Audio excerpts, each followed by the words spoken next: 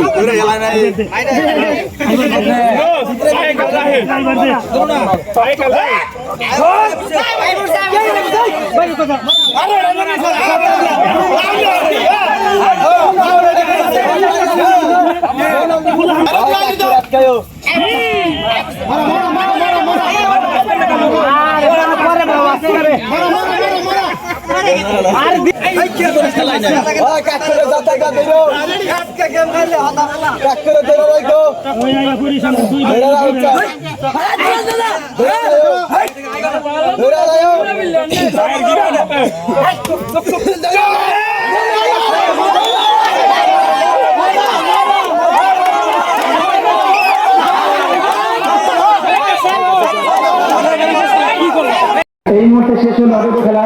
ঈদ উপলক্ষে আজকের হাডুডু খেলা মটোরা দক্ষিণপাড়া আলমাচল বাগানবাড়ি। আজকের খেলার ফলাফল বড় দল 4, ছোট দল 1। আর আমাদের এই খেলার উপলক্ষে এই মঞ্চে আমাদের পলাশ ভাই কিছু বলার জন্য অনুরোধ করা হচ্ছে। কেউ যাবেন না বিরিয়ানা কেউ যাবেন না